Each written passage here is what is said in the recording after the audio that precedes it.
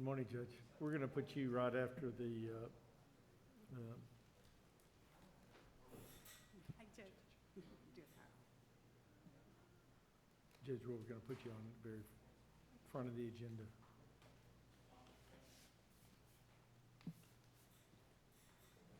Are you coming to the, are you going to the EOC later?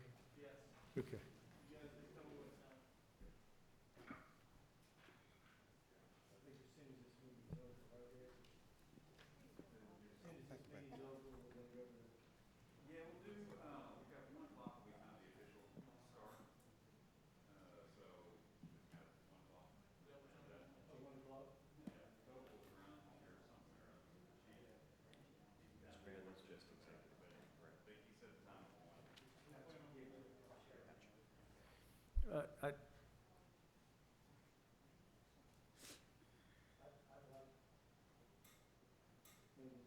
The chief, I'll talk to the chief right after this meeting.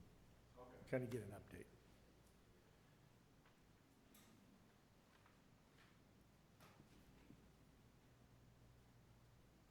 Unless he's knee deep in it, right? Okay. At this time, we'll call the Wednesday, August 26th, City Council meeting to order. At this time, join us with the invocation from Councilman Sellers and the Pledge of Allegiance. Will you pray with me? Our most gracious Heavenly Father, we thank you for this day. We thank you for this opportunity to direct our city in ways that will be positive, Lord, and that we continue to move forward. We ask that you be with our neighbors to the south and be with us tomorrow as we plan for the weather event that will be coming through. Lord, we appreciate living in a city like Tyler, Texas, and we just ask that you continue to bless us as you have in the past. Thank you, Lord, for this day. In your name I pray. Amen. Amen. I pledge allegiance to the flag of the United States of America and to the republic for which it stands, one nation, under God, indivisible, with liberty and justice for all.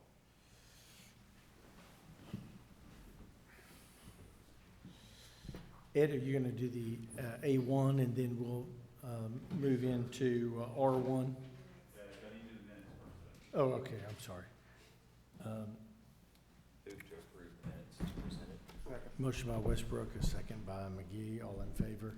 Aye. Opposed? The ayes have it. You want to go in? Yeah.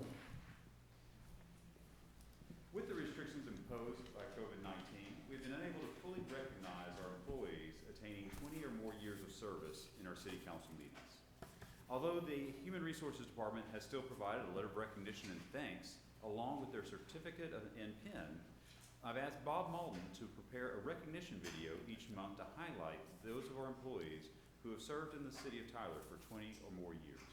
So I direct y'all to the video production.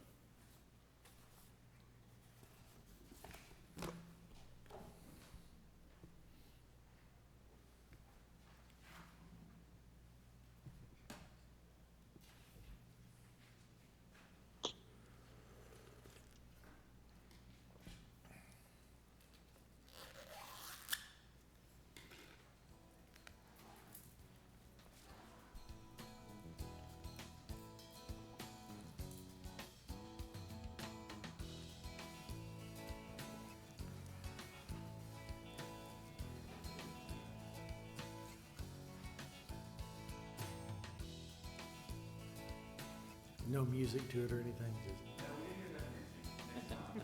I've got selections y'all want to recommend, please do. But we do thank Tim Cravens and David Hendrick for their work for the citizens of Tyler and just for their passion to be called to serve.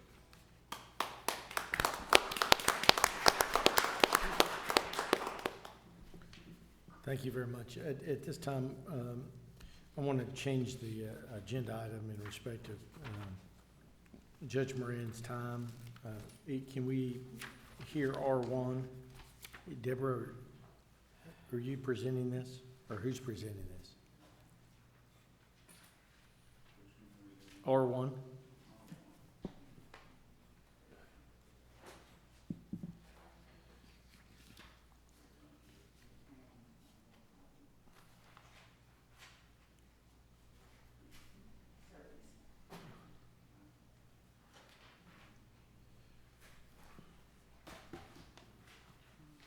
morning, Mayor and Council. Good morning. Good morning.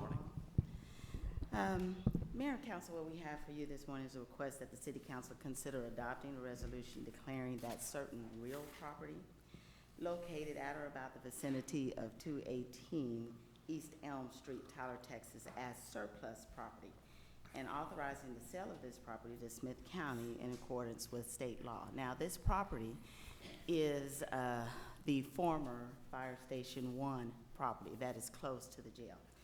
The city and Smith County, as you can see, our county judges here, has had conversations and discussions about this property. Smith County has requested that the city sell this property to them. The city has obtained, per state law, a appraisal of the property.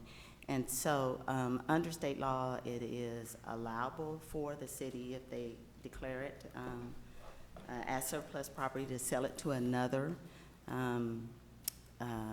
state entity with the ability to do eminent domain without going through the notice and bidding processes. And so that is what is before you here today. And we do have our county judge here if you have something to say, sir. Yes, sir. Many thanks, Deborah, and to this council, Mayor. Good day today. I'm Nathaniel Moran, County Judge here in Smith County. And I want to say first, thank you all for what you're doing for the citizens of the city of Tyler.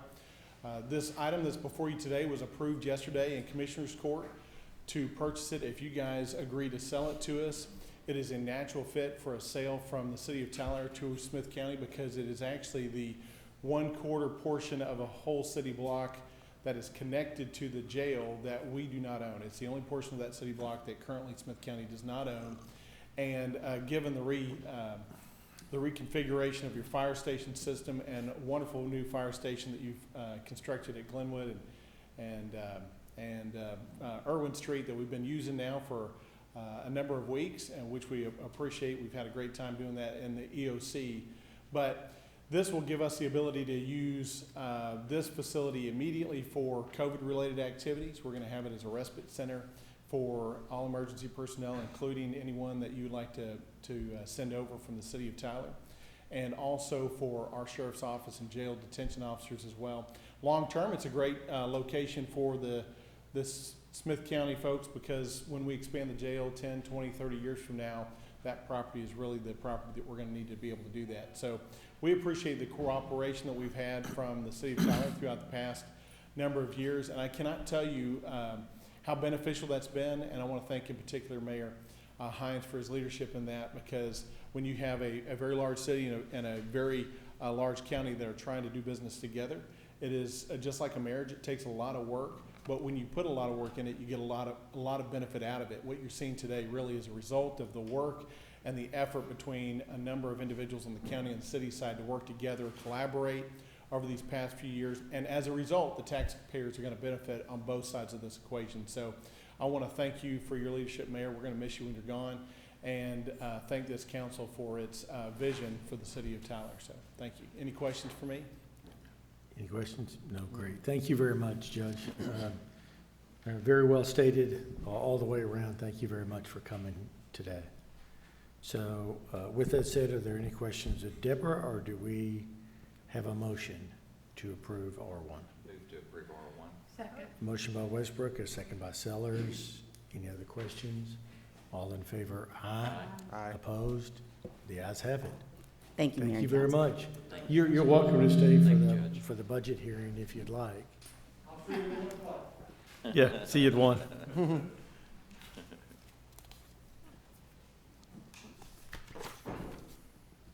Hello. Good morning, Mayor and Council. Good morning. I'm here today to speak. I am Regina Moss. I am an assistant city attorney for the city of Tyler.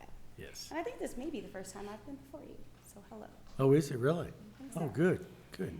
I'm here to request that the council conduct the first of 3 public hearings on the Encore Electric franchise. Encore and the city have worked together over the past year to negotiate the terms. This franchise was last adopted in 2010. The highlights of this franchise is that instead of being a 10-year term, we will have a 20-year term. We won't have to do this again for another 20 years. The payment under the franchise terms is still 2-factor. So we will have the per kilowatt charge as we are accustomed to, as well as the 4% of gross revenues as a discretionary fee. Mr. Charles Hill is here from Encore if council has any questions of him.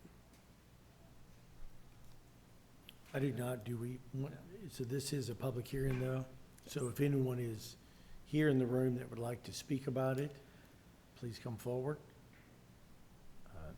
Having no cards and seeing no one speak, are we also on the phone as well? Yes, sir. Is there anyone on the phone that would like to No, sir. comment about it? No, sir. Okay, Thank you. well, thank you.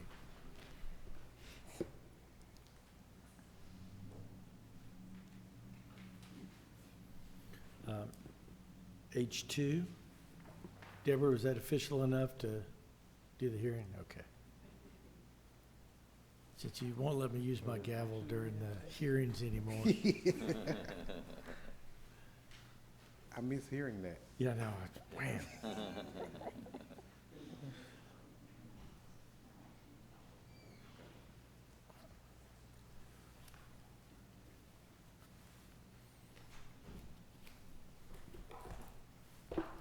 I'll do it on this one just to do it. Go ahead, Mr. City Manager. Oh, okay. Honorable Mayor and City Council, my name is Ed Broussard, City Manager for the City of Tyler. I want to thank you for the opportunity to be before you this morning for this first public hearing that we have in relationship to the property tax rate that you'll be asked to consider to adopt, and also the fiscal year 2020-21 budget. The budget is the most important role we have in governing and administering municipal government. It represents just the plans that we have for the year ahead. What is it that we have set forward as our goals and direction? And so with that, we bring to you the 2020-2021 budget in the form of our proposed $202 million budget for operations and capital improvements. Go ahead, Jennifer, to slide 2. Thank you. For fiscal year 2021, sales tax revenue continues to be the main funding stream for our general fund activities. The general fund are the services that do not generate their own revenue as our enterprise funds do, and include such functions as the police, fire, parks, library, municipal court, streets, and traffic control. Our projections for property taxes based on the rate I'll discuss in a minute are approximately 32% of the general fund budget. An interesting note on our property levies is that the amount we bring in, approximately $23.3 million, barely covers the budget for the fire department at $19.6 million. This is why we continue to work on different revenue streams for our general fund services to protect the franchise fees, grants, and other revenue opportunities beyond property tax. We are recommending the no new revenue property tax rate for the fiscal year 2021 to the council.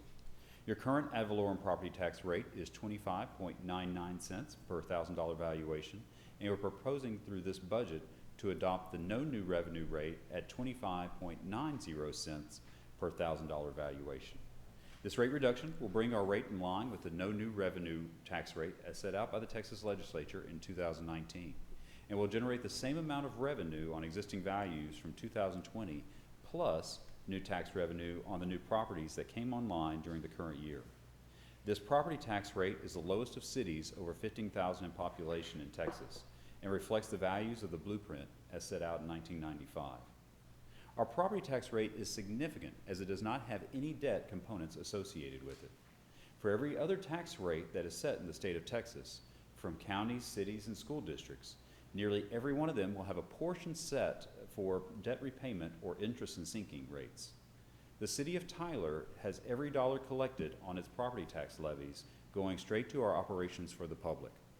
Every penny paid by our citizens is used towards maintenance and operations of city services.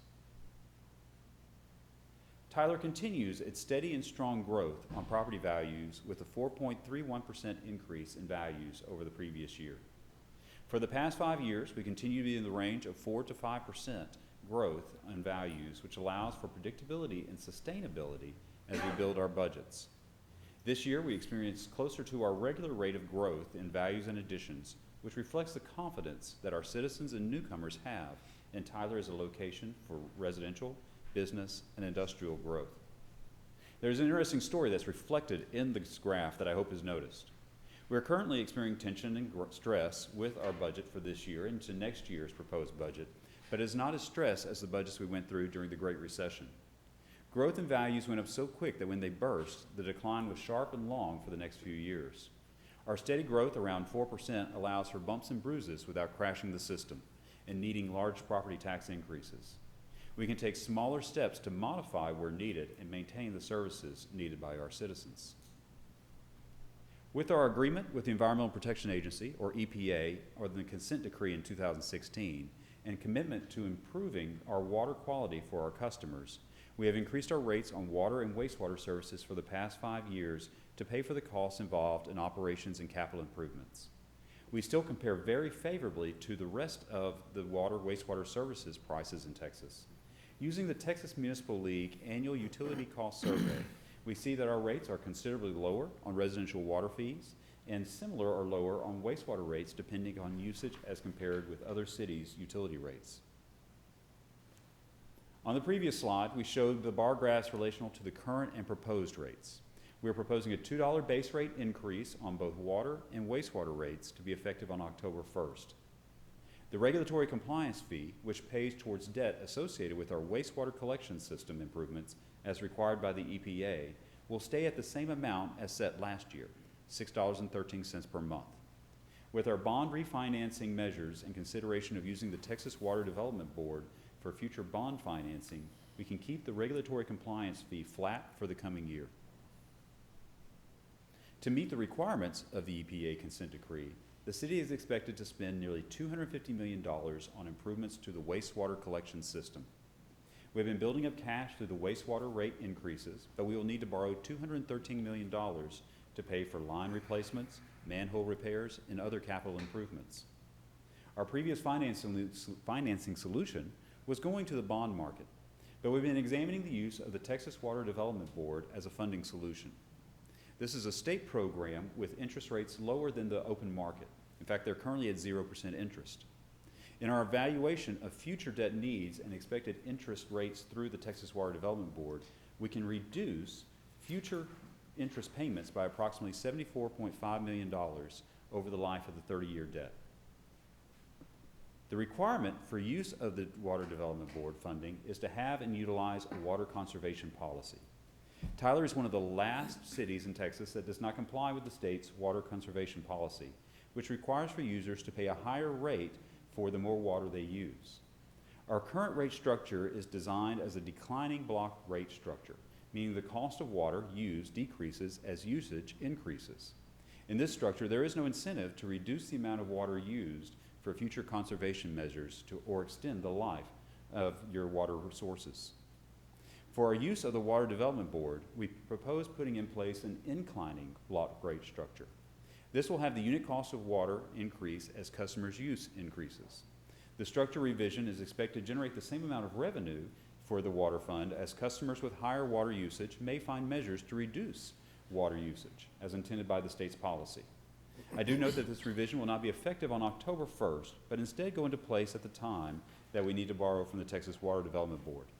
We expect that this may be between March and September of next year. To give a better understanding of the change to an inclining block rate structure, we put together the chart on your screen. There are different rate classes developed to reflect our type of users, from single-family residential, multifamily residential, commercial, governmental, institutional, industrial, and irrigation meters. The classifications have rates built from our cost to produce water at $3.17 per 1,000 gallons. For residential customers that use less than 10,000 gallons and continue to use the same amount of water, the monthly increase would be equal to the proposed base rate increase. For residential customers that use between 10,000 and 30,000 gallons, the increase would be between $4.44 to $25.92. For those higher water users, which will be in your governmental, institutional, and industrial rate categories, we will work with them to provide estimates on possible impacts with the changes to give an opportunity for them to budget or to make changes to their water use. Our wastewater structure is based on the same categories with the basis as the cost to treat wastewater at $3.26 per 1,000 gallons. With the use of the funding through the Texas Water Development Board and new rate structures, we are able to hold off on future substantial increases to the regulatory compliance fee. I mentioned earlier that we would be able to keep the fee associated with debt payments to $6.13 for the coming year. Our earlier models had this fee proposed going up to $36 per month in future years based on the open market for debt.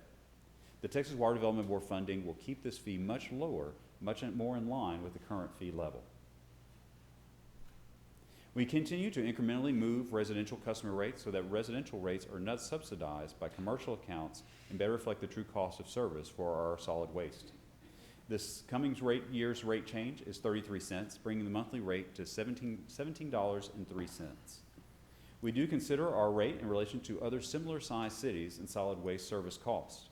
Our rate is lower than most of our benchmark cities, of which we are providing twice a week service, for which most of them are not.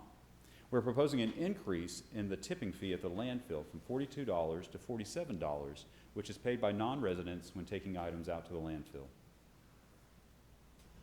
The state legislature adopted new laws in 2019 to prohibit cities from charging residential permit fees based on valuation. Valuation was the method we used, along with many other cities in Texas, to cover staffing costs for the cost of labor and materials as costs of labor and materials increase, which in turn increased the valuation of the property.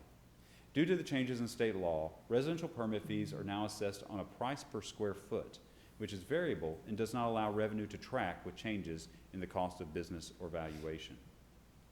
We've developed a rate structure for permit costs where we converted from valuation to cost per square foot equivalency. The proposed new rate for residential new construction permits is a flat rate of 25 cents per square foot of the new building. An important note, as we see in the comparison, the City of Tyler does not charge impact fees, which reduces the cost of the permit in comparison to other cities of similar size to us. As per the budget and tax rate adoption schedules per state statutes, the council will hold the public hearing on the proposed property tax rate and budget at this city council meeting. We expect to bring the tax rate and budget to the council for adoption at your meeting on September 9th. Any questions of the mayor or council before we open the public hearing? Any questions of city manager? Okay. At this time, I'll open a public hearing, so if there's anyone here to speak on the item, please come forward. Seeing none, do we have anyone on the phone or? No, sir. Okay, so we'll close the public hearing. If no other questions of it or anything, right? Okay, so now we're on to Z1. We'll go on to the zoning items. And I have 4 cards for Z1, and I have no cards for any of the other zoning items. So if anyone else is here for any of the other zoning items, if you want to speak, you have to fill out a card, okay? And, okay, so Z1, good morning. Good morning.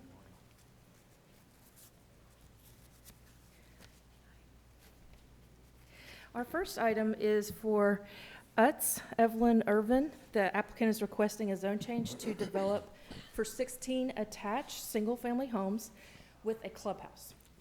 The future land use guide would be amended from single-family medium-low density to single-family attached and medium-low density. The applicant is proposing to develop 16 attached single-family units with a density of just over 5 dwelling units per acre. The proposed setbacks are 20 feet in the front yard, 10 in the rear yard, and 5 feet on the side. The site plan also proposes a clubhouse amenity for the members of the Garden Valley Estates Homeowners Association, which will include a swimming pool, jacuzzi, sauna, exercise room, office, and meeting space. The site plan also includes a greenbelt adjacent to Willowbrook Country Club that ranges from 75 feet to 150 feet that you can see here on this site plan. Where there's a 75-foot wide, there's also a 75-foot wide setback area, and you can see that in the pink. The project is intended to be a continuation of the applicant's plan to develop townhome housing in this area of the north end. The applicant has already rezoned property to the east and north for townhomes. The zone change would increase the number of potential homes on the property, and thereby it implements Tyler First to add, for our goal to add 3,000 new rooftops to the north end. As this opposition exceeds 20%, a favorable vote of 3/4 of city council will be required. The opposition is generally concerned with the impact to drainage on adjacent properties and privacy. The applicant has attempted to address the concerns related to zoning and the site design by stipulating a green belt, which you saw in the previous site plan, and the setback to preserved adjacent to Willowbrook Country Club. So with that, the zoning items that were up for consideration and were of concern of the adjacent neighbor, those have been resolved with the privacy and the buffer yard. And the green belt as well as the setback allows for a much more expansive buffer yard than we usually would require in our Unified Development Code, which goes to a maximum of 30 feet. So they're allowing for 150 feet with this screening, this privacy. So as far as on the planning and zoning staff evaluation of this, the zoning issues have been resolved. This item is an appeal from the Planning and Zoning Commission, which denied it at 5-1. There is an opposition of just over 46%, and with that, it is up for council consideration. I have 4 cards. Heather, is there any questions of Heather? I have one. There was some discussion about natural habitat versus plantings and that. Right, and so. Is it gonna be natural? If we go back, yes, this site plan right here shows a green belt area, and you have the 75% for the green belt, and then the setback area in the kind of pink color. That's where you could have plantings and whatnot. You just can't build vertical in that area. So that's the distinction between the two. Okay, let's hear the speakers. So we can, I believe the same 3 that spoke on last time. Jake Fears, I believe you're the engineer. Then we have Michael Gazette, who I'm assuming you represent, Mr. Wasson.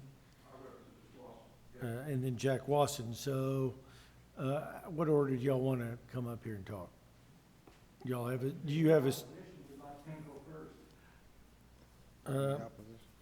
Okay, I have a card for Jack Walker. Mr. Mayor and Council, thank y'all for hearing us this morning. Kind of a peculiar position because we have been in opposition of this based upon basically the drainage issues, but we, I think, have resolved them. We have negotiated an agreement with the developer. Actually filed the agreement with the Smith County Records.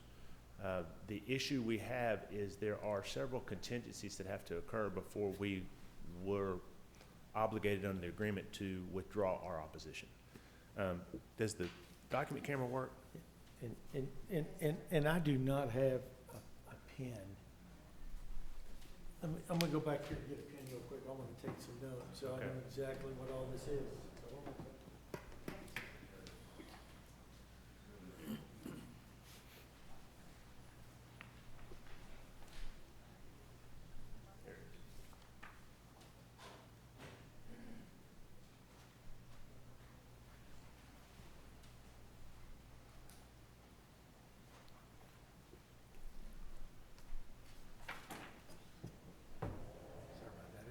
An extra paper today. Okay, so what? It's not a problem. What I put up here is actually just a copy of the agreement that we've negotiated. Pursuant to provision 4 of the agreement, there are several items that need to be completed. And at that time, we are certainly willing and actually excited to pull down our opposition. However, what I've done is just summarize those in the agreement here so that you guys can see it. I don't know if you can read that or not, or I can. We can read it. It's fine. Yeah, that's right. Okay. It's good. The agreement establishes the greenbelt and setback that's shown on the site plan that you just saw. It also has the diversion channel that we have negotiated for the drainage issues. Once that's done, we have agreed we would notify the city and P&Z of our agreement and actually file a letter with the land records when certain contingencies have been done. Now, what those are is we have a site plan delivered to our engineer, which has been done. We have a written agreement. The developer, the covenant from the developer of no other lien of property. And actually, at 8:30 this morning, we received that. I don't think there's going to be any issue with us approving the developer's engineer. The problem that we have right now, council, is pursuant to Mr. Wasson's representation here and to us during the negotiations, he had indicated that if this were approved the way that we were requesting, that he couldn't get financing from his banker, and so that became a concern as we negotiated through the deal. And one of the contingencies was to submit all of this with the deed restrictions, the setback, the greenbelt to the banking institution to make sure that it gets approved before we are obligated or under the agreement to withdraw our opposition. I think, according to Mr. Wasson, this has actually been submitted, but we haven't received that yet. And so it puts us in the position where I anticipate that will be done, and I anticipate that we won't have a problem. But right now, it hasn't been done. And if it's not done, then where does that leave us? And it's really an open question, because we have a signed agreement that obligates the developer no matter what this council does. Correct. As a lawyer, I mean, but what that leaves us as a remedy to protect my client, the landowner, is that puts us in the civil court system if something should happen, and we don't want to get there. I don't know, and honestly don't have enough experience doing this stuff with the council to know what you can do here. Can you approve it as submitted, obligating the developer to comply with the obligations? Because if you can, then if he doesn't get approval, he can't go forward anyway. So I'm here we're kind of in a limbo here, because we want the development to go through. We want to withdraw our opposition. We have gone 9/10 of the way to get this done. Right. This other 10th of the way is an open question. Let's hear from them, but I think we probably ought to hear from the city attorney as well. That's fine. But I think that we're going to be more obligated on the discussion of the setback and the green belt and some of those issues. Sure. You know what I mean? And then Can I ask him a question about sure the you green? can. The green belt we just discussed, the natural green belt versus the plantings at the east side of it, I think it was. Yes. You're okay with that? That's negotiated. We're all good with it. Okay. I'll be honest, I'm all good with everything and optimistic that we can get this done. Right. We have an agreement that says, okay, this is when we will deliver a letter to the city withdrawing our opposition. We're not there yet. And so we're in this limbo because we probably have, I mean, it could come in today. I mean, if it did, I can check all the boxes and as counsel for my clients say, okay, we're good to go. Here's the letter. We're ready to go. And it is an issue that does not affect what Mayor Hines said is the city. It's a financing issue. It's a provision it's a covenant in an agreement, as opposed to a development that A P&Z issue. Right. Exactly. And so I'm here today to say we're not in a position right now to, under the agreement, withdraw our opposition. I think we will be. As a citizen of the city, I hate to see this actually be delayed any further. As counsel for the landowner, I'm saying, okay, we're almost there. We've got an agreement. I don't know what options the city has right now. I anticipate it will be done. and I anticipate that once that's done, it's a green light and let's go. Okay. So, Well, let's hear from the other three speakers. okay. And then, Deborah, do you want to? I'm going to ask Heather to address that first, and then if you need further clarification. Okay. Well, let's get the other three speakers up here. And then, Heather, you can come back. Okay. Thank you, Jack.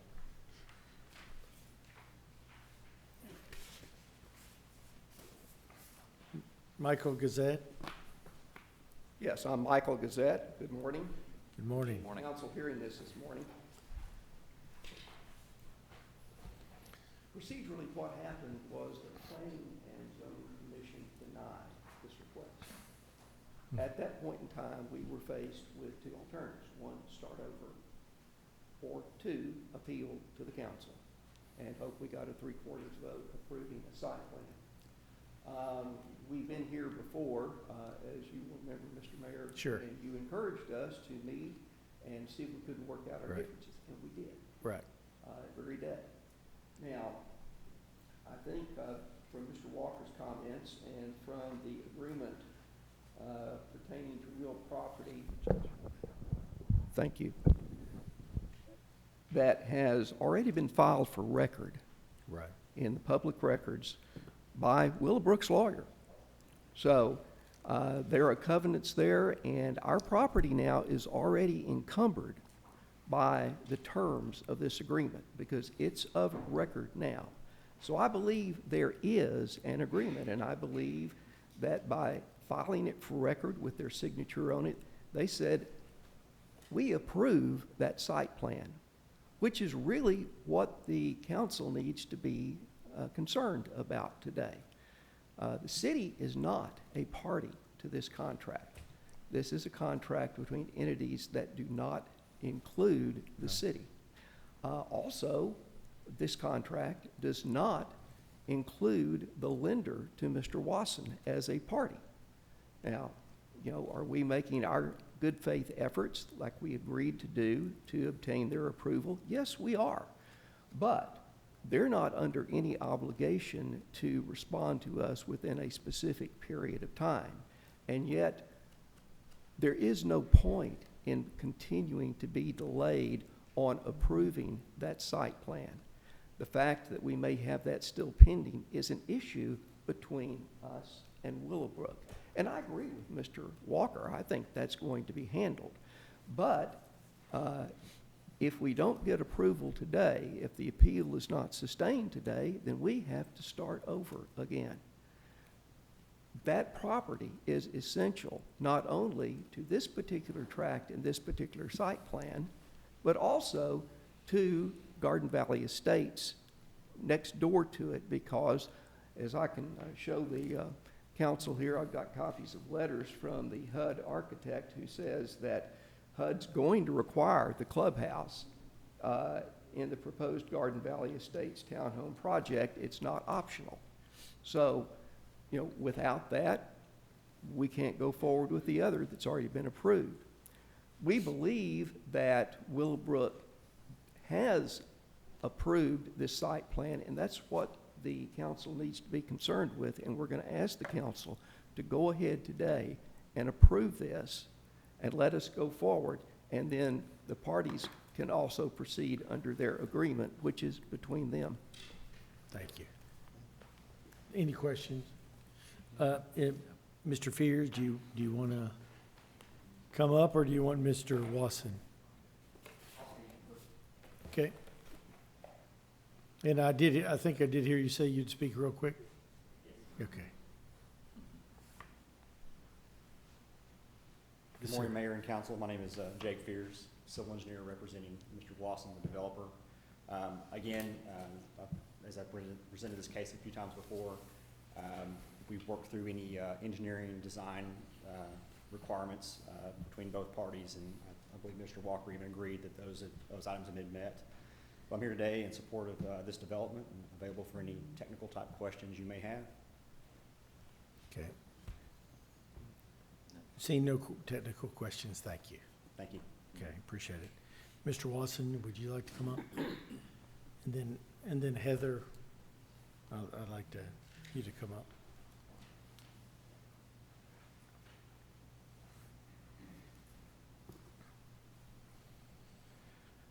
Council, my name is Jack Wasson. I'm the developer. I live at 1265 Roma Drive in Frisco, Texas. Previously, this council has approved, and the Planning and Zoning has approved Garden Valley, what we call Garden Valley North and Garden Valley South, without any dissent. The single issue that remains is a essential element of this project, which is the Clubhouse Activity Center. We also have requested a few additional townhome lots consistent with the rest of the development to bring the total number of townhome development to approximately 116. This would also give us the activity center, which is the critical element of this, which will provide a area for the tenants, a clubhouse meeting area, and also an on-site management and leasing area. It'll include an indoor pool, a jacuzzi, exercise room, other facilities that are conducive for the residents. All the residents of Garden Valley Estates will have access to this clubhouse. We've worked very intensely over the past 6 months to try to accommodate our neighbor as to their concerns and made concessions beyond any development code in the city of Tyler to make it palatable to them. I personally expressed concern over signing a agreement. I would have preferred that this been a site plan which speaks for itself. The neighbor preferred a written agreement and insisted upon it. My concern for it was that it had other parties there that had to do things and which was out of my control. For instance, the current lender, Texas National Bank, is being asked to make certain concessions, which I have no idea what their legal department's going to think about this. I don't think they really, I don't know. It's been, the only people I deal with are the commercial loan department, and they couldn't even figure out what this was all about.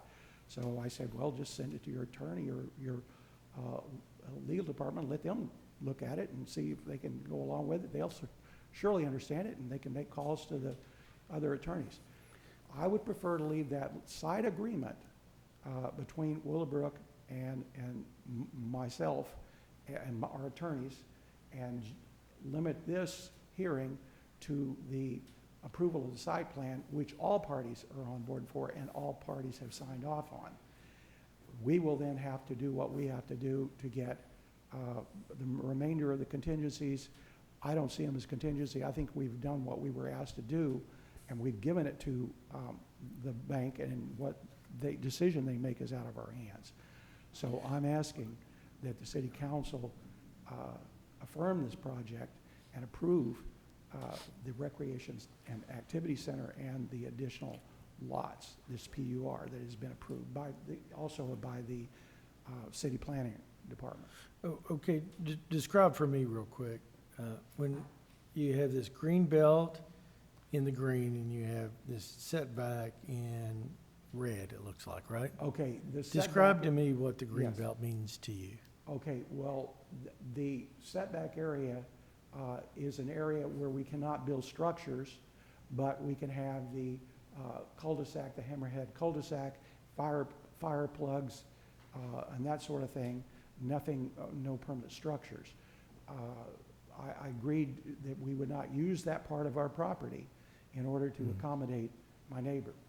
The green belt was something they were really, it was really important to the neighbor, and so therefore we've given them the green belt for 75 feet there, and the balance of it south of the floodplain area, we're giving them 300 feet there. So we've done everything we can do at every extent, and that they have agreed to and we have agreed to, and which is exceeding beyond. But the green belt area has no, I mean, you just leave that just like it is. As is. Just like it is? As is. Okay. Okay, any other questions of Mr. Watson? Nope. Heather? Thank you. Thank you, sir. Yes, sir. So to clarify, earlier, Mr. Walker was asking what the council, what you have the opportunity to control, and it's the site plan. So today, if you were to approve the site plan as it is, which it appears that both parties have agreed to this site plan with the green belt and the setback. If for some reason, if Mr. Watson's lender did not agree with the green belt or the setback or anything on the site plan, then he would be required to come back to council to get that approved, because he wouldn't be able to deviate from whatever is approved today as far as on the site plan. Right. I have a question. You mentioned 47% protest. Is that all Willowbrook? It is, if we go back to the protest map, you can see all, Willowbrook is all to the south there, and then you have the adjacent properties to the north. I can't read that. I can't. Are It's too those small. privately owned residences to the north? Lot 4C. Kingdom Life Academy. Yeah, Kingdom Life Academy. I'm sorry. It's Kingdom Life Academy is in opposition, and we don't have a reason why. We haven't, they haven't been in contact with us. So what percent would Willowbrook be then? Or do you have any idea? Probably. No, not without running the calculation over, but however, they are the prominent protester. And what's on lot 5 and lot 6?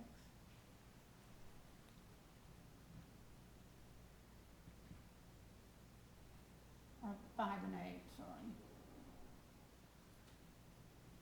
Looks like.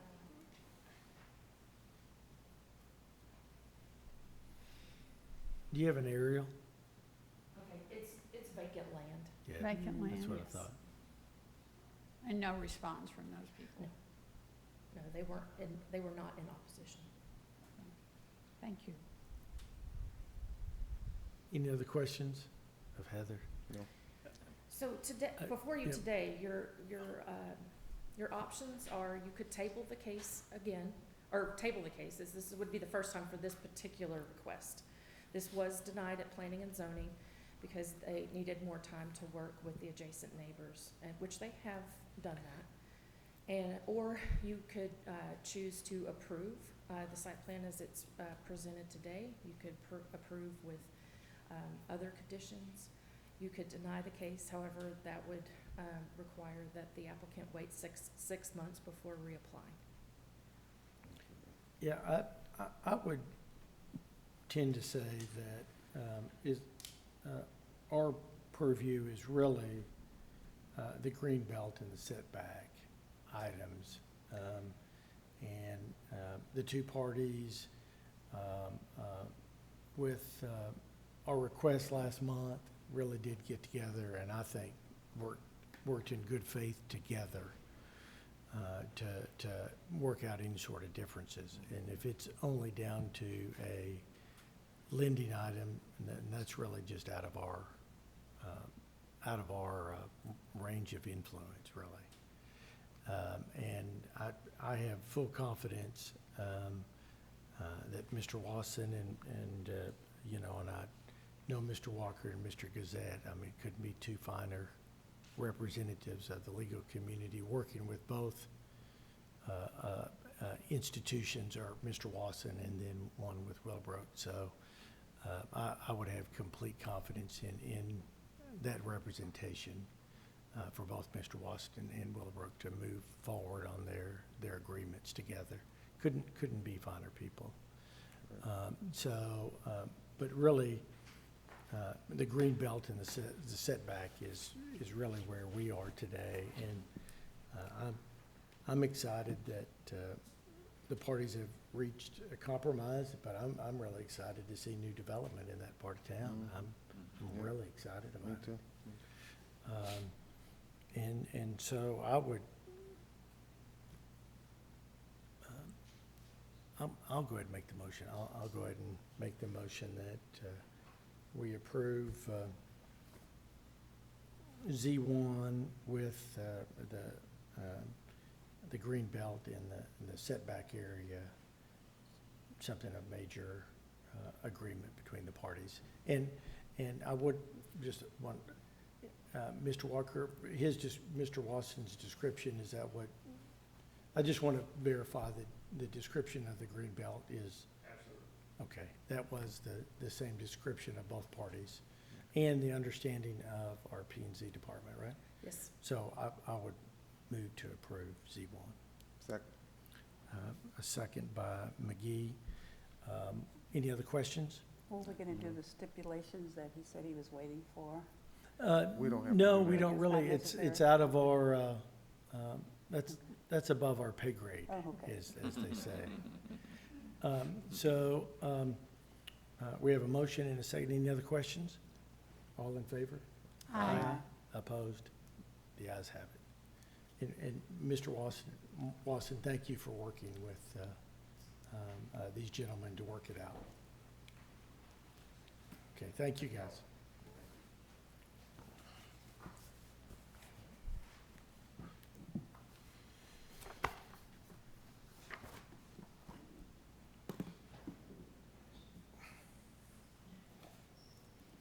So on to, I'm trying to stifle the things. well, It upsets if you people. need to sneeze, I'll just run into the other room. You go ahead.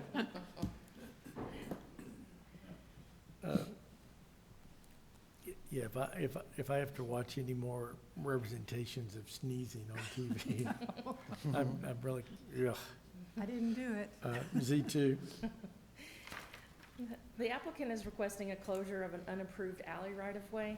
The right-of-way was dedicated by plat prior to 1989, and it has not been improved. The properties adjacent to this right-of-way on the east and west are developed with single-family homes. The Planning and Zoning Commission recommends approval of the closure of this right-of-way, subject to the alley being replatted within 6 months. Of the 16 notices mailed, 0 returned in favor or in opposition, and planning recommends approval. questions of Heather? Move to approve. A motion by McGee, Second. second by, flip a coin, McKellar. All in favor? Aye. Opposed? The ayes have it. Z3? This is another right-of-way closure for an unimproved alley. The alley has been in existence since the property was platted in 1908. The applicant is requesting the closure to replat into their property. Of the 27 notices mailed, 0 returned in favor, 1 in opposition at just under 2% protest. And they thought that this was going to be part of their street was going to be closed, so we Oh, okay, clarified good. that. I was fixing to say, I don't know why that would bother. And with that, the Planning and Zoning Commission, by unanimous vote, recommends approval. Great. Is there questions of Heather? Motion to approve? Move to approve. Second. Motion by McGee, second by Westbrook. All in favor? Opposed? The ayes have it. The applicant is requesting an amendment to convert just under a half-acre portion of a common area green space as a residential lot. As you can see, the property is surrounded by planned unit residential, which is undeveloped, and then outside of that, we have R1B, single family. This is consistent with the future land use guide that identifies this area as single family, medium, low density. They're asking to convert this into a residential lot, and no other change to the site plan is being made. The rest of the approximate just over 2.5 acres of land in lot 61 will remain as an undisturbed natural area. Of the 25 notices mailed, 0 returned in favor and 0 in opposition, and with that, the Planning and Zoning by unanimous vote recommends approval. Okay. Any questions of Heather?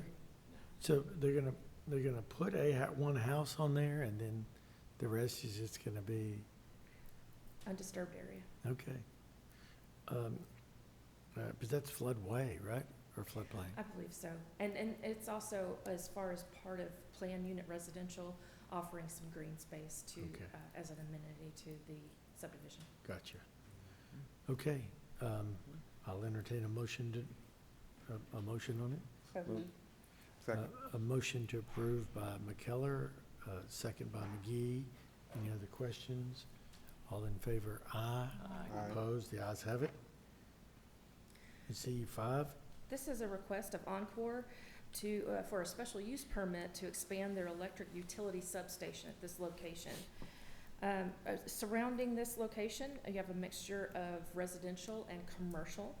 Encore is expanding the limits of the pad to the north and west near the northeastern corner of this subject property. Encore is not adding any new equipment, but the expansion of the pad limit will help in maneuvering the vehicles to maintain the existing equipment. So there'll be no vertical construction as part of this SUP. The SUP will establish the following conditions. Minimum open area is 39 feet from the pad to the north property line, 8 feet from the pad to the east property line, and then there's, again, no vertical structures in this expanded area of the substation, and the disturbed area does not extend beyond the front of the homes, the existing homes that are in this area. We did receive some letters in opposition, and they were concerned with the substation expanding into their area. However, we did clarify that there's no vertical construction, and it's simply expanding the pad site to allow for those vehicles to maneuver within the substation. The protest was at 7.31%, and with that, the Planning and Zoning by a 6-0 vote recommends approval of this special use permit. okay, well, thank you for getting that defined. Are there any other questions of Heather? I'll entertain a motion to approve.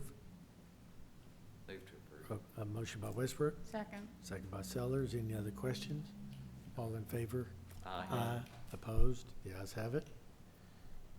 On to Z6.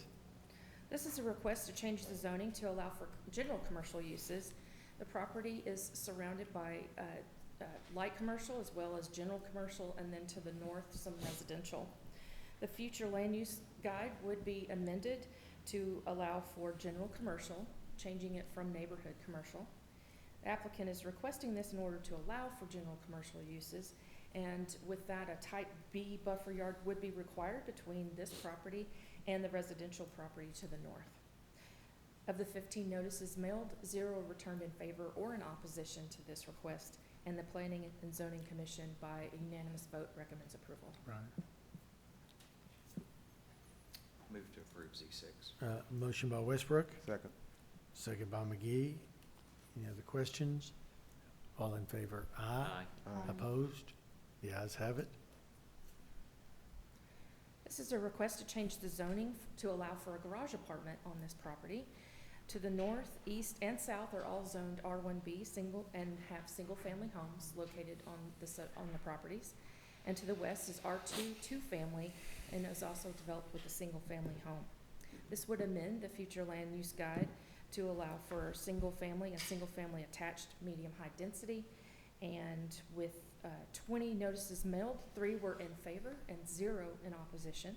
The Planning and Zoning Commission by unanimous vote recommends approval.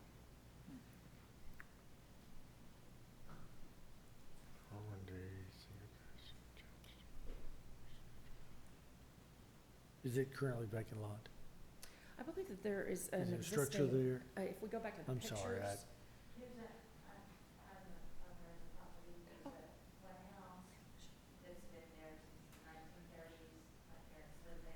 Okay. Would you come on up? Sure. Come on up. I didn't ask to speak, but. Yeah. To clarify for you. Yeah, and leave your, state your name and address, please. My name is Carla Land. I live at 501 East Ricks. Okay. So there is a house there, and you're just gonna add a It was the garage first apartment. house on that street, built in the 1930s. Oh, very cool. It's my family home.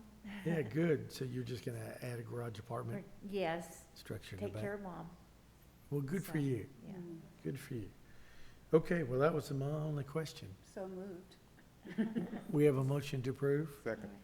And motion by Thank you, and Saylor, it's been second by McGee. very enlightening to be a part of this process as a citizen, so thank you very much. Yeah, good. I hope it worked favorably for you. I hope everything works All smoothly. right, thanks so much. Yes, ma'am. Thanks for taking good care of your mother. We have a motion and a second. Any other questions of Heather? All in favor? Aye. Opposed? The ayes have it. Yes, ma'am. This is a request to change the zoning to allow for industrial uses. All the adjacent properties are zoned for light industrial. It is consistent with the future land use guide that identifies this area as light industrial warehouse. This property was previously zoned M1, however, they rezoned in 2014 to C2 general commercial, and now they're asking to go back to their original M1 light industrial. And so this is consistent with the surrounding area. Of the 9 notices mailed, 0 have returned in favor or in opposition, and the Planning and Zoning Commission by unanimous vote recommends approval. Questions of Heather? Move to approve. A motion by McGee, a second by Sellers. All in favor? Opposed? The ayes have it.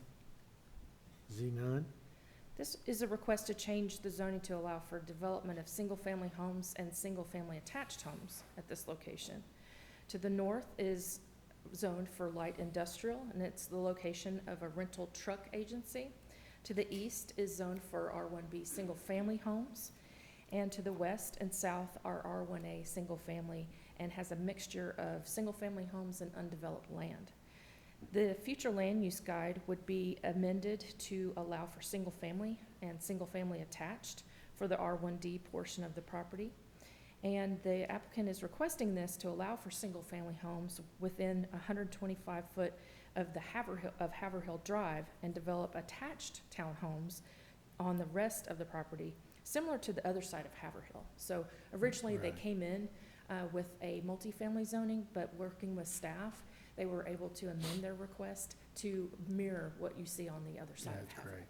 Because So- that was quite, I remember that case. We had a lot of discussion about that. Yes. So of the 29 notices mailed, 0 returned in favor or in opposition to this request, and the Planning and Zoning Commission by a 6-0 vote recommends approval.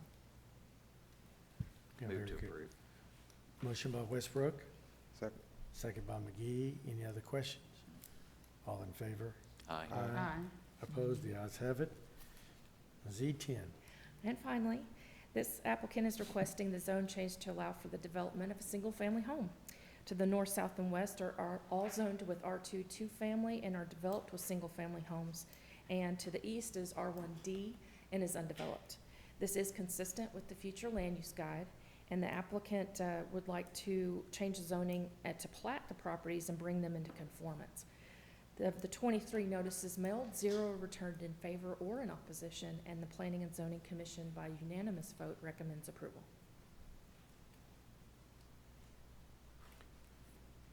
Okay, so in the past, did we allow staff to modify R2? The difference here is that these lots are smaller lots. So it's going to R1D? Yes, Yeah. yes. Okay, gotcha. Okay. Well, good. Because I still want that. And we do that. You do administrative Yeah, for that? yes, sir. For refinance? And generally. because it's much easier now that the zoning code was updated to allow for single-family in R2, so we don't Right. even have to make any changes. Right, It's good. simply allowed by right. These are circumstances where we have historic, maybe tax lots that were too small, but we have the R1D zoning that allows for that smaller lot size and allows for the construction of single-family Yeah, homes. that's good. That's very good. Okay. Any other questions? I'll make a motion to approve Z10. Second. Second by Westbrook. All in favor? Aye. Opposed? The ayes have it. Great, so now we're gonna, thank you, Heather. Thank you, sir. Glad to see you again. Good to see you. 01. Good morning, Mayor, Council. My name is Mike Norris. I'm the manager of wastewater treatment here for Yes, the sir. city. And it's an honor this morning to bring item 01 to you. It is a request that the city council consider adopting an ordinance amending Tyler City Code, Chapter 19, Article 4, Industrial Waste, to include the Environmental Protection Agency's Industrial Pretreatment Program streamlining requirements. Before I do that, I wanted to give you a little history of the Industrial Waste Ordinance and tell you a little bit about what our pretreatment program and what we do, and then go over some of the changes that are required by EPA.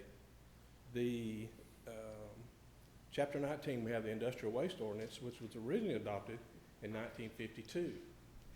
Again, it was amended in 1977 to a format that is similar to what we have today in content. And in January of '79, the city issued its first 3 permits to industries here in Tyler. And then in 1983, EPA mandated that cities of certain size create industrial pretreatment programs to monitor industries' discharge of wastewater. And that's what we have today. We have an industrial pretreatment program here in the city of Tyler. Next slide, yes. The industrial pretreatment program, in case you're wondering, we regulate and monitor industrial wastewater discharges to protect the city's wastewater staff, the collection system, the treatment plants, and the environment. Industries like Delic, Train, they use water in their processes to manufacture their product. Delic uses 1 million gallons a day of water and discharges that to our Westside wastewater treatment plant. So a substantial amount of water. And in their processes, there's an opportunity for that water to become contaminated with toxic material, heavy metals, and we do not want that being released from their facility into our system. Like I mentioned, to possibly damage our system and our plants. Our plants are biological treatment plants. Well, if those microorganisms in the treatment plant receive a load of toxic material, they're gonna die. And therefore, we don't treat sewage. We will release that untreated sewage into the environment. We don't want that. So that's the reason pretreatment programs were created, is to monitor these industries. And we do that by issuing permits, and we inspect them yearly, we sample them, we require them to sample, and they do a great job. We work well with them, we educate each other, and it works real well here in the city of Tyler. We have 7 permitted industries right now. Let's see. Okay, the streamlining rule was passed by EPA in 2005.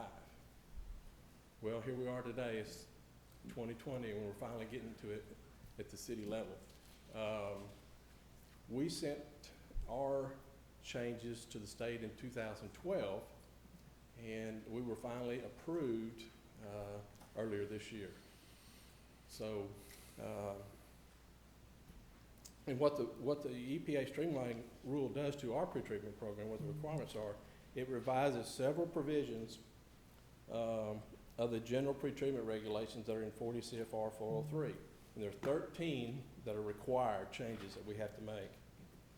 And it gives the city the flexibility to reduce the burden of technical and administrative requirements without undermining the environmental objectives of the pretreatment program.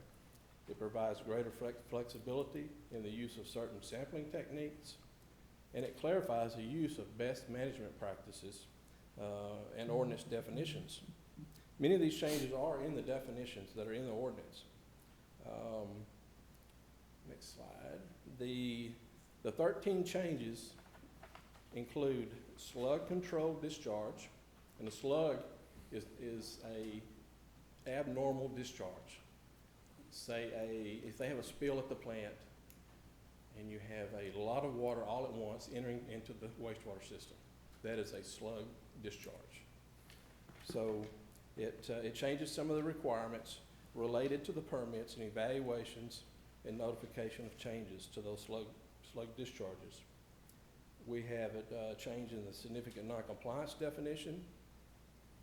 We have changes in permit, the way permits are, the definitions in permits and reports and record keeping that must include best management practices, compliance information.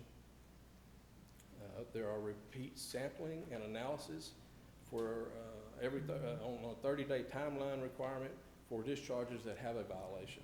So they must resample within 30 days of that violation. We have sampling reporting requirements for non-categorical industries. Those, they put industries into categories, and a categorical industry would be an industry that works with those heavy metals, those kind of things, to meet those standards. And they were, one of the last things here, requirements to how and when the treatment works can designate a duly authorized employee to sign the reports. Next slide. The big question is, okay, how do these required changes impact our industries? Well, there's no impact. Many of these things we already do. The streamlining rule changed a lot of definitions, a lot of terminology, wording in our ordinance. But as far as impact, there will be no impact to our industries that we have now, which is a great thing. So there's no impact in regulatory oversight.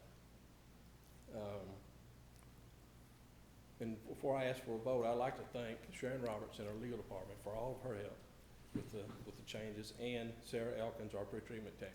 She does a great job every day making this program work. Is there any questions? No, sir. Very well presented. Thank you. Very detailed. I appreciate everything that you do at the bet. city. Appreciate it. Yeah, I mean, I know. Thank y'all for your service. Yeah, you're a very important person for us in that Enjoy it. department, so thank you very much for your service. You bet. Thank you. So with that and no questions, do I have a motion to approve 01? So moved. Second. Motion by Sellers, a second by Westbrook. All in favor? Aye. Opposed? The ayes have it. Thank you very much. M1, since we've already done R1, right?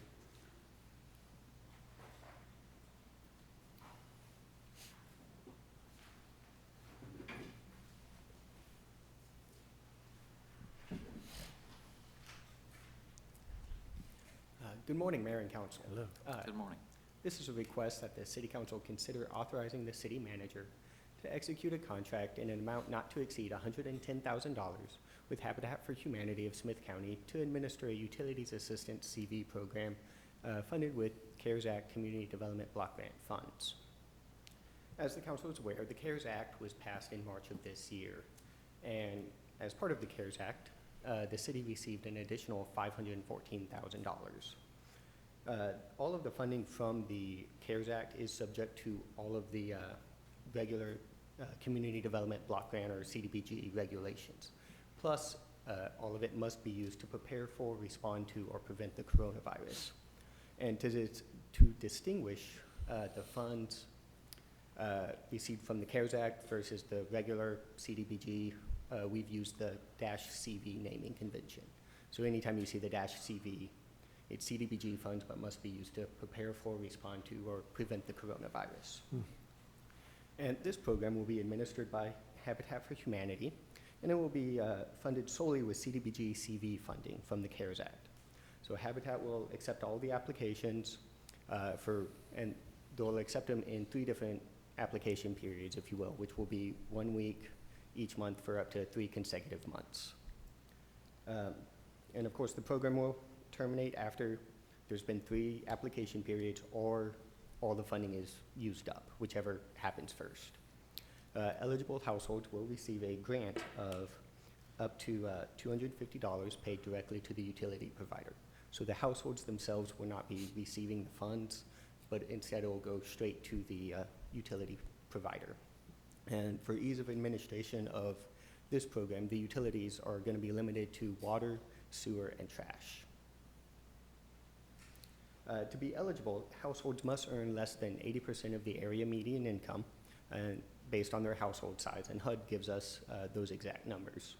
The household must be experiencing a financial hardship due to the coronavirus. The household must be within the city limits. They must agree to repay any duplicated benefits. So if they get utilities assistance elsewhere, they have to repay anything that we provide under this program. They can't have received any utilities assistance in the 3 months prior to this application, or to submitting their application, and they must submit all supporting documentation to their application. The application itself will, of course, list out the required documents, so there won't be any confusion on that. On the screen is the budget for this program. Program funds for actually paying the utilities will be up to $100,000. Habitat will be eligible for up to 10% or $10,000 of that as an administrative fee to cover their costs for administering this program. Staff recommends that the City Council authorize the city manager to execute a contract not to exceed $110,000 with Habitat for Humanity to administer the Utilities Assistance CV program. Questions of Mr. Wilson? I assume that you currently have administrative staff that will manage this. There's no additional. Yes, ma'am. Myself and one of my employees will monitor Habitat to ensure compliance with all the regulations. Thank you. Hearing no other questions, do I have a motion to approve M1? Motion by McKellar. Second. Second by McGee. All in favor? Aye. Opposed? The ayes have it. M2 and M3 will be Ms. Wade.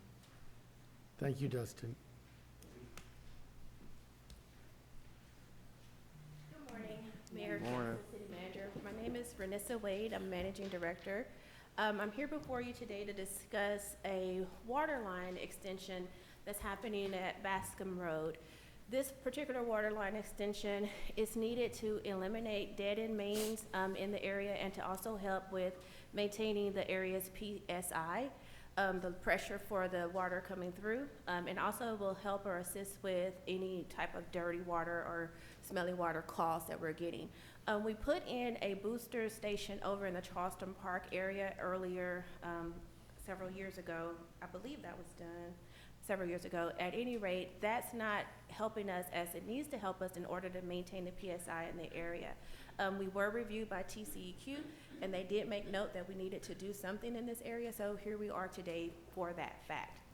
This particular item that's before you is actually the construction phase of it, and I want to let you know that if you see right there at Storywood Drive, I believe that's the entrance to the ridge at the woods.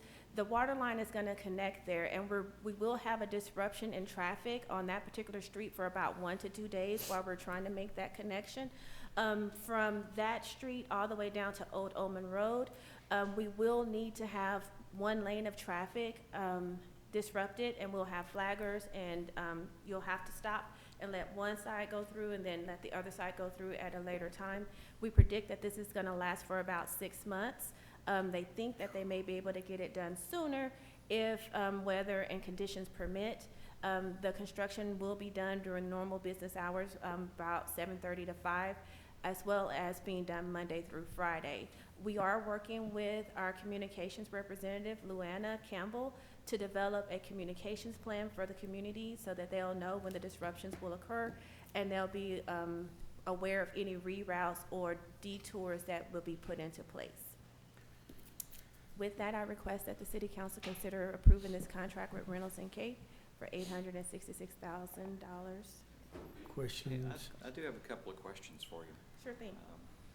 So the proposed route for this, the construction of this water line, is it in another utilities easement, or it will be located on the south side of the existing Old Bascom Road, correct? That is correct, and as I'm understanding, that is within our right-of-way easement. Our right-of-way easement? Yes, Okay. sir.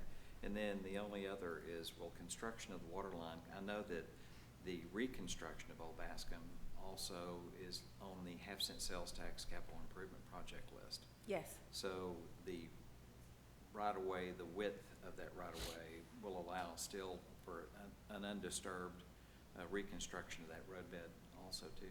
Yes, sir. I believe all of that has been in consideration for the planning of that. Now, the Bascom's Road rework or upgrade is at a later time period. It's not gonna be done this year or next year. But when we are in discussion with the engineering firm as well as our city engineer, they have taken that into consideration. Okay. Yeah, good.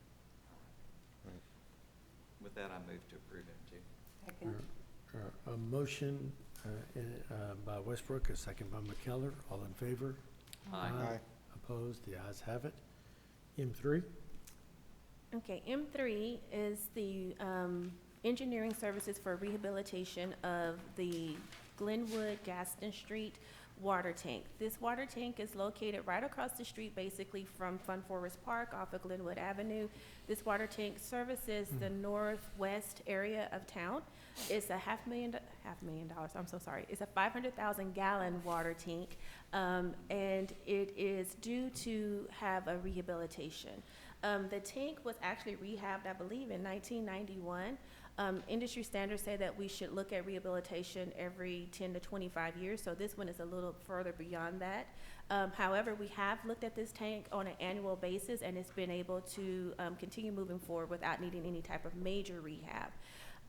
When we looked at this tank in 2019, it was noted that defects had deteriorated further than we had expected they would, and now it's time for us to consider doing a rehabilitation of this tank. We had not actually budgeted to have this tank rehabbed for this particular year, so what we're doing is a tank that's not in as critical of a condition as this tank is. We're moving it out a year, and we're doing this tank. The tank that we're moving out is the 2nd Street tank, which services Central.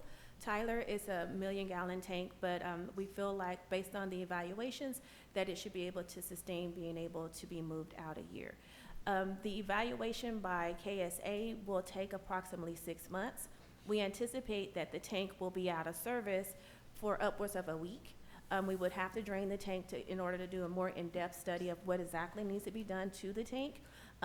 We are anticipating that while this tank is out, Kate Dietz, which is our water quality manager, believes that she wants to do this in December or January, which is low peak time, so we won't have an impact on water demand in the area. Also, one of my questions was, are we just gonna dump 500,000 gallons of water onto the street? And thankfully the answer is no. We will shut off the inlet to the tank, so we won't fill the tank, but we will let demand actually drain the tank down, and what goes beyond demand levels will be drained out into the street.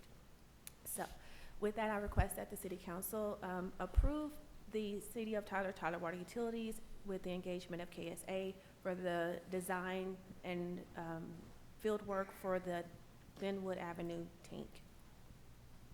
Questions? Renissa?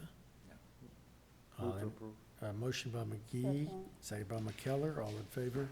Aye. Opposed? The ayes have it. Thank you.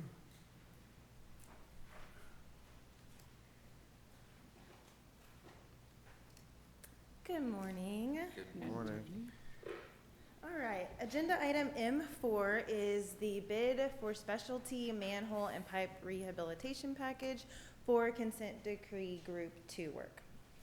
And this We is Ms. divided Curry. group 2 into This is 3 Ms. Curry packages. from- I recognized her this time, Ms. Curry. Thank you for telling us your name. I'm back, sorry. Good. Tiffany Curry, Tyler Water Utilities, Yeah, sorry. great. We're glad you're here. I'm glad to be here. So group 2 was divided into three different projects. Traditional manhole work, which includes raising of manholes, realigning, and sealing covers. That has already been awarded to our on-call IDIQ contractor and is underway. We are about 70% complete.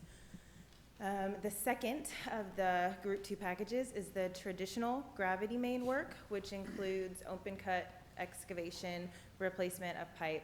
I will bring that to you next month. And what I'm here to chat with you about today is the specialty manhole and pipe rehabilitation package.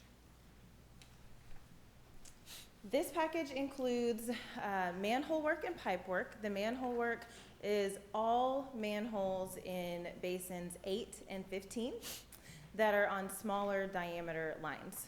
And the manhole specialty work includes coating and liners. Next slide. The gravity main component of this project, all of the gravity mains in basin 13. And the remediation measures include cured in place pipe bursting, and internal point repairs. We accepted bids on this project and received 6 bidders that ranged from $1,567,405.50 all the way up to $2.9 million. The low bidder was IPR South Central, and it is our recommendation today that the council consider authorizing the city manager to award this project to IPR South Central in the amount of $1,567,405.50.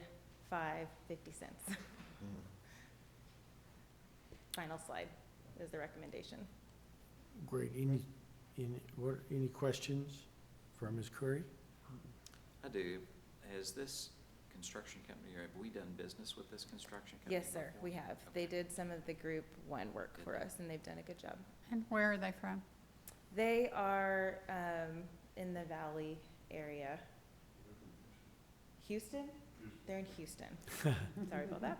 It just seemed like That's such one a value. large discrepancy between their bid and the second highest. or Yes, second lowest, the average of all the bids you can see is right around that $2 million mark, but we did have a pretty wide range in the cost, and we have talked to them to confirm that they stand behind their cost, and they've been all around the city, they've looked at the project, and they feel confident in their numbers.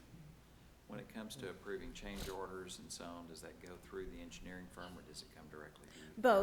Both, absolutely. We will partner with the engineer if something comes up and they feel like they need additional funds that are not inside of the contract. But this is a well-defined project, right? It is very well defined. We don't expect Yeah, change so- orders. Of course, anytime you're dealing with underground utilities, we get Right. surprises in the Right, field, so that can happen. Thank you. Sounds great. I do agree with Bob, though. It's considerably lower than all of the other bids. Well, good. Yes. If they've done work for us before and they want to continue to be the low bidder, I'm all for it. Right. Yes, sir. So, M4, do I have a motion to approve? Move to approve. Second. Motion by McGee, a second by Westbrook. All in favor? Aye. Opposed? The ayes have it. Thank you. Thank you. Thank you, Ms. Curry. Good morning, Mayor and Council. Morning. I'm Paul Newhouse, the Environmental Compliance Engineer, and I get to work with Ms. Curry pretty much every day. So this morning I'm talking about something that's on the front end of what she's been talking about, that remediation. This is on the inspection and the cleaning. This is a proposal for a change order for our current contract. This is a preemptive change order. This is not a reactive change order in which Taplin Group is doing our cleaning and inspection for what we're calling our Group 4 work. So the purpose of this requested change order is we currently have a schedule to inspect our system in 8 years. The consent decree is a 10-year project, and we spread the inspection of the lines, including the lines, out over 8 years. We want to accelerate that because as part of our consent decree, we have to start re-inspecting lines every 7 years. So all the lines that are smaller than 24 inches in diameter are due for re-inspection every 7 years. So what we did in 17, it'll be time to redo them in year 8. So we'll be overlapping. We'll be re-inspecting stuff and we'll be inspecting new stuff. Plus, when we're done inspecting this, we have 3 years currently to complete the remediation work. So if we did this in year 8, we'd only give ourselves 2 years to do the work. So we want to accelerate it, compress the schedule so that we have a full 3 years on the back end. We're going to have a lot of capacity work that we'll be doing. There'll be a lot of things going on, so we want to try and give ourselves as much time as possible to do that work. So those are the 2 primary reasons that we want to do that. The next slide shows the basins, and if you're interested in understanding what's going on, the brown basins were what we were going to do in year 8 at the end. And if you notice in the map on the right, that brown has disappeared because The last year is 7, and those are your purple basins. So just kind of an idea. What we're doing this year is basins 7 and 17 that's shown there in the pink. And then what's adjacent to basin 17 is a little piece of 18. That's basically south of Shiloh and over to New Copeland Road. So we're just going to keep going east, if you will, into that basin, and then the following year we'll just continue with basins 8 and 21, and then jump back to basin, can't read that, 6. So just kind of an idea to let you guys know what's going on and where we're going to be. But the progress with their current contract is shown on the next slide there. So currently, Taplin has 80%, almost 81% completed in about 68% of the time. So this acceleration that we're talking about, this addition of 107,300 feet to their current contract, does not appear to pose any type of problem for them completing it this year. And that'll give them a total of 573,775 feet that we're trying to get done this year. This is well in advance of what we have to do every year. We've got to inspect 75 miles. This puts us at almost 110 miles. So we won't have any problems with any type of deadlines or fines or fees or anything like that. So with that, we're recommending that the council authorize the city manager to execute this change order. It's approximately 23% to accelerate this work and continue working with Taplin doing this inspection work. And they have done most of our, have they done all of it? They have not done all of it. We had a different contractor. It was actually 2 different names, but it was basically the same company the first 2 years, and Taplin has done the last 2, the last year, and they're currently doing this work.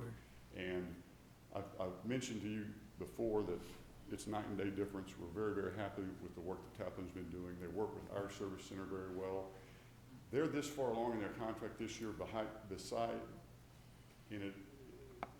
even though we've had a few hot button issues, like we've had some issues in the neighborhood north of MLK in that area, and they have made that project, which is outside of their existing scope, and jumped over there and helped us out with that area.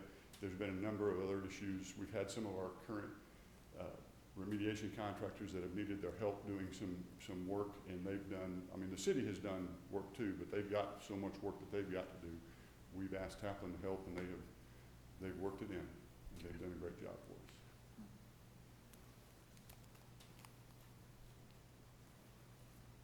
So I'm good with it.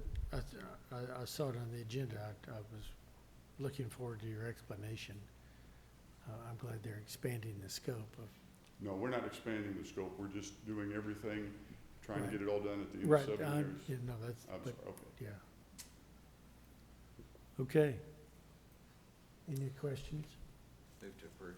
Motion by Westbrook. Second by Sellers. All in favor? Aye. Opposed? The ayes have it. Thank you very much. Thank you. And so now we're on to board appointments. Cassandra, do you want to come up? Good.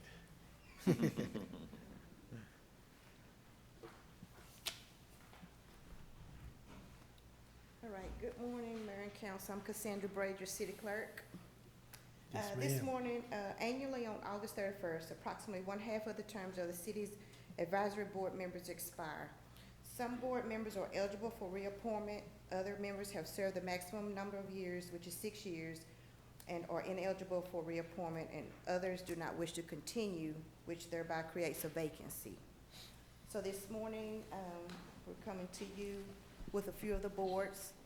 This morning, our Airport Advisory Board, we need to appoint 3 members to that board and also appoint a chair. So on the board, you will see if it's highlighted in red, that means the member is already on the board and would like to be reappointed. And then the ones in white are new applicants that are requested. So the number to fill. Is 3. Now, so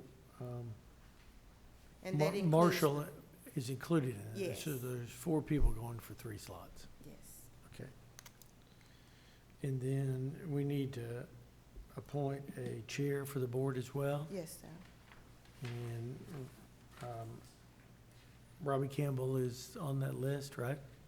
He is already on the board, so the Airport Advisory Board has requested that. Come off yet. He hadn't come off yet. No, sir, next year he'll be up. So. He would be a great chair. He's been a great volunteer for the police department and boards for years and Robbie years. Campbell? Yeah, Robbie. It's Robbie, right? Robert Campbell. He goes by Robbie. He goes by Robbie, right? Yes. So, okay, so, Marshall would be one. Does anybody have preference for the two other slots? I nominate Stephen Dinger and Ronald Stutes. Are they both pilots?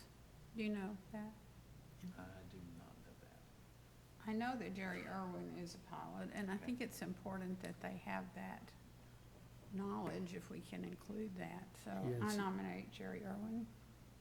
Okay, so, I'd withdraw Ronald Stutes. yeah, I was fixing to say the first choices then, so, Anybody from the second choice, we have it? yeah, generally we don't. Yeah, yeah. Generally, we don't.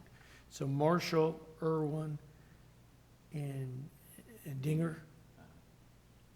And then Robbie Campbell for chair.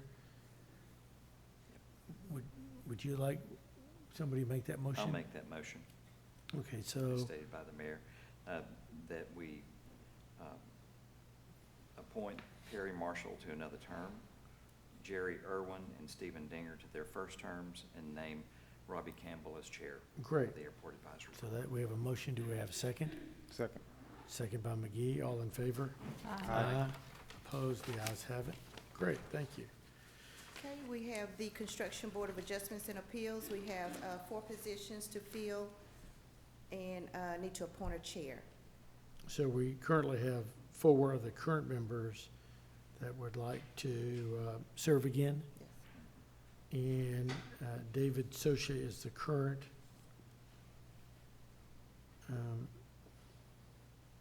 chairman, so he would continue if we approved everyone that's on there.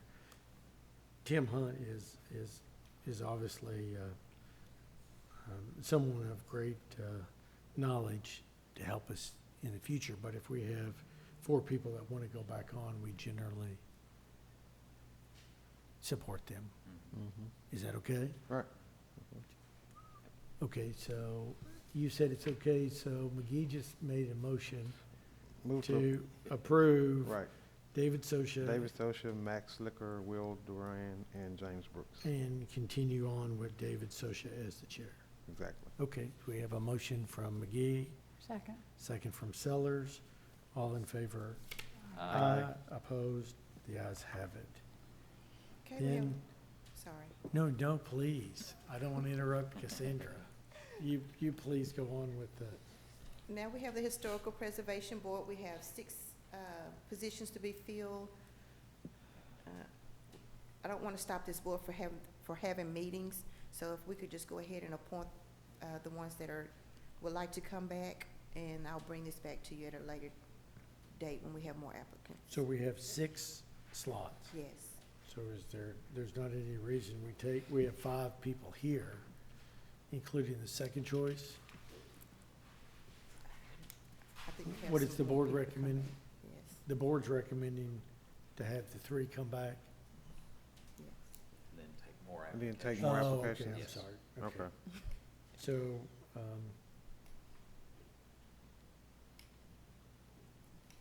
and the board is recommending Zachary Sabota be reappointed as the chair, is that correct? Yes, sir. So I'll make a motion to, J.B. Smith, Zachary Sabota, and James Rowan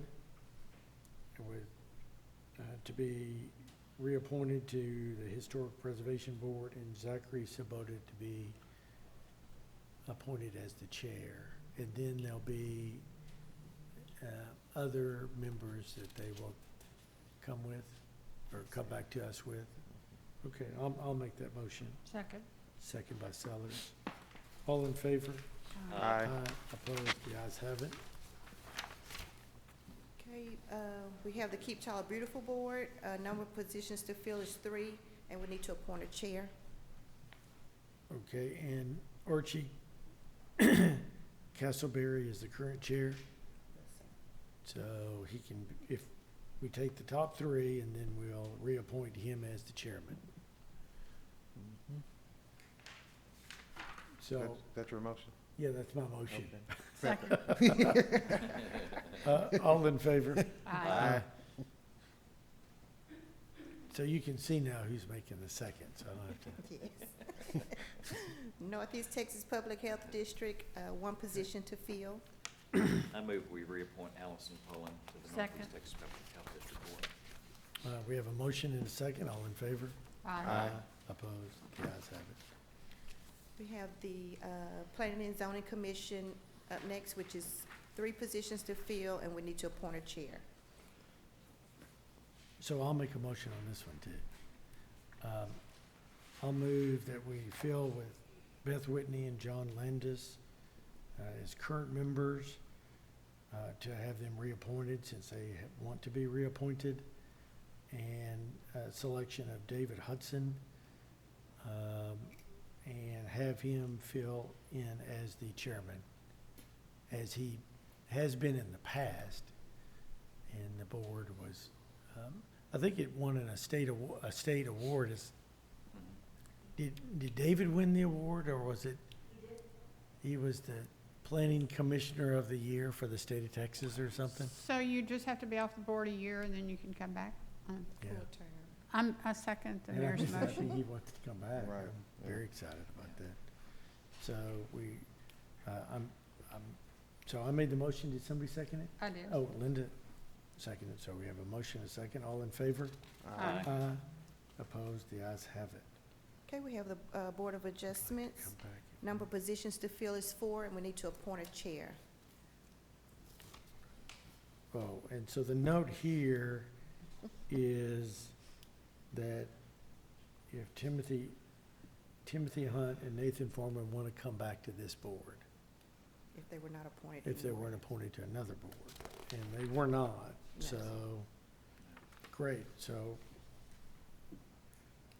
and I think in the future, they would be great to be on other boards as well. They're both very good.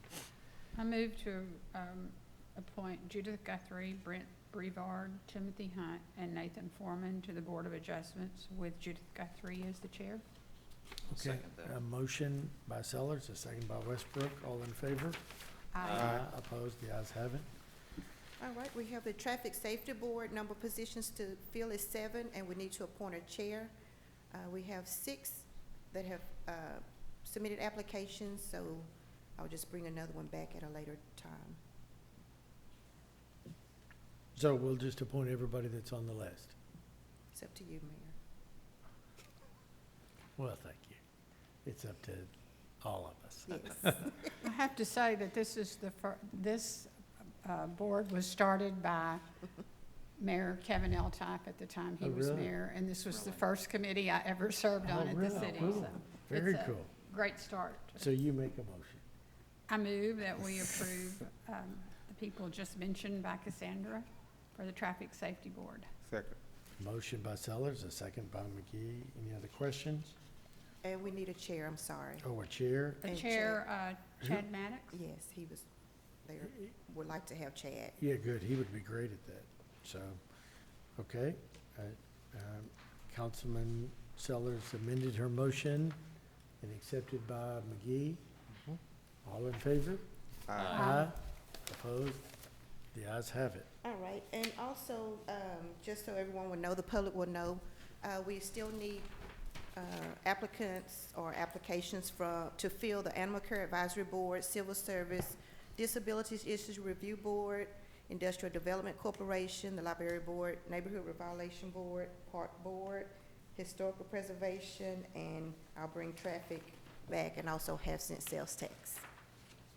And Great. if any citizen would like to request an application, they can do that by sending me an email, cityclerk@tylertexas.com, or go to our website at cityoftyler.org, or they can also call at 903-531-1106. And what's your cell phone? My name, no, sir. Well, city cell phone, 903-245-1887.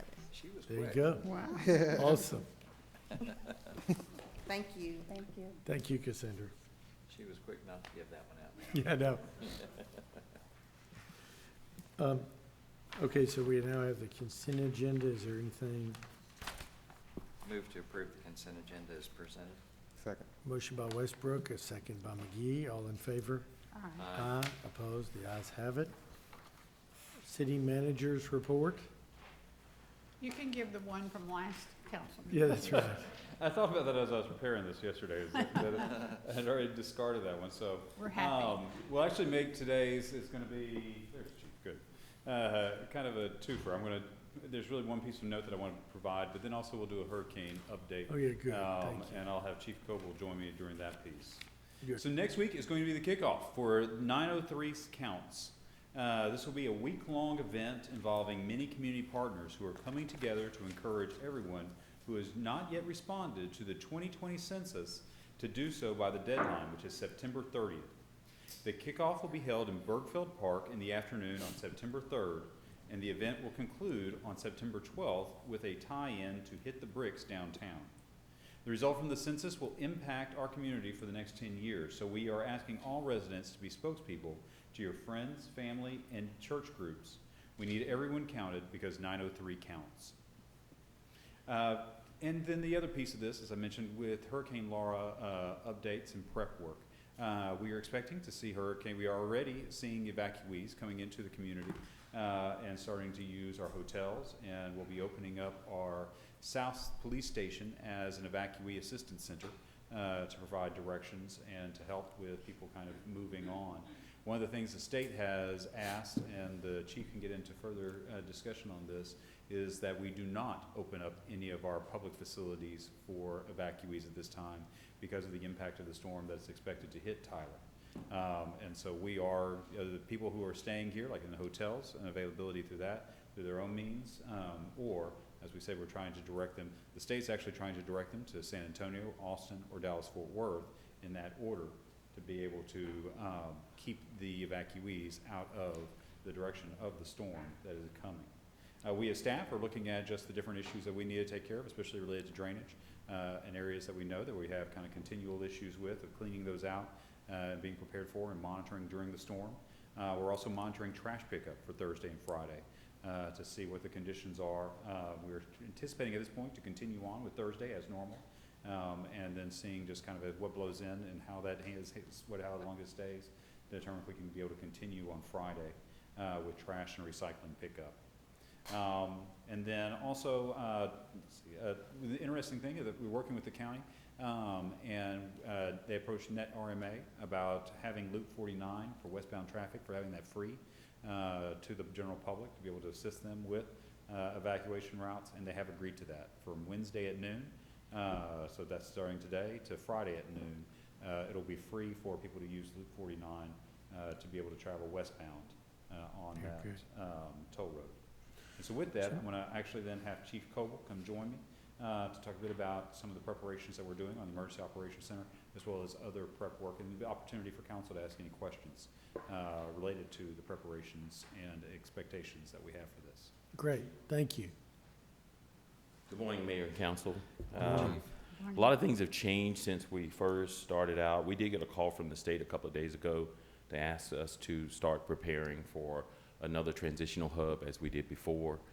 Since then, the state has decided that they will move that somewhere else outside of the path of the storm. Tyler right now is in the path of the storm, in that it's going to turn north once it hits the Texas-Louisiana coastline, and we will either be just west of it, or I could actually move over almost right on top of us. So because of that, they have asked us not to be a transitional hub. They are doing that in Mesquite and in Ennis.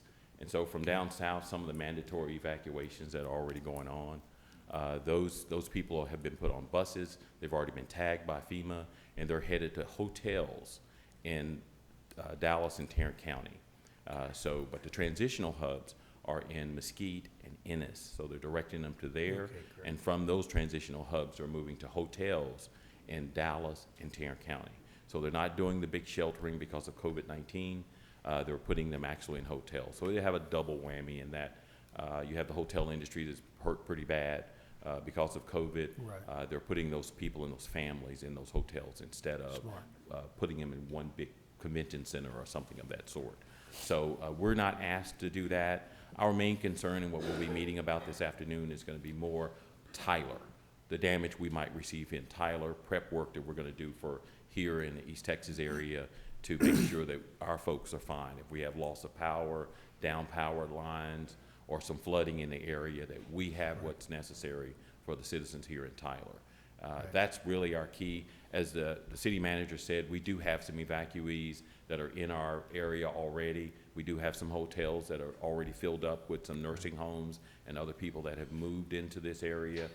They do that quietly. You know, a lot of times they didn't even notify us. It wasn't until we started to do a bed count that we even knew they were here. But they are here. They came on their own. And part of what we'll do when we stand up as well is we'll make sure that they have those services and all of those things that they need, those people who did voluntarily evac here. Right. But we do not have a transition center. And we'll talk about this afternoon when we look at how we're going to activate and what we'll need to activate. My main focus at this point is going to be Tyler and Smith County, what happens here, what we do to protect the citizens here from the possible wind gust and the rain and flooding that we have here in this area. Right. Yeah, I think what I've been told is that, yeah, it is moving a little bit more to the west than they thought even this morning. Yes, sir. Early this morning when I was We won't know watching. till it actually hits land, but it could. Right now, we look like we're going to be on the west side of the storm if it continues to its current path, which is a lot less wind than you have on the east side of the storm. Correct. But if it continues to drift west, that's going to move it closer to Tyler. And so we could be either the eye or west, which we don't know yet. And there can be unpredictable. And they can also spawn tornadoes as well. So we want to make sure people understand that that still happens as well. So that's what we'll be prepping for. Right now, the fire department will be prepping for possibly putting another engine in service, going into where we if we have a fire, we don't send out 3 engines in one ladder. We send out 2 engines in one ladder so that we keep other units available to fill in where we need throughout the city. Perfect. Any questions? And one thing that the city manager said, we've already cleaned out different drainage access points. Yeah.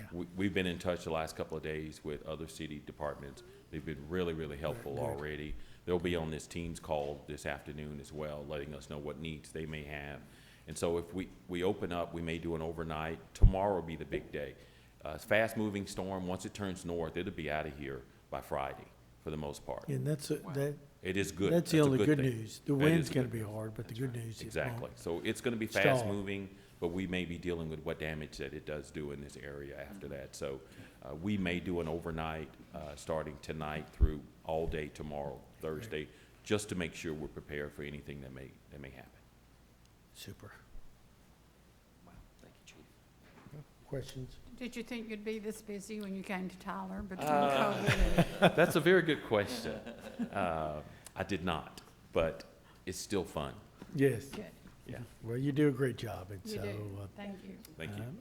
I've had quite a few EOC meetings with you. Yes, you have. Yes, sir. Looking forward to 1 o'clock today as well.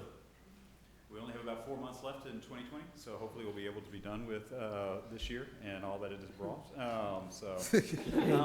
And since they're not filming anymore, not to, I think I'm at 68 days.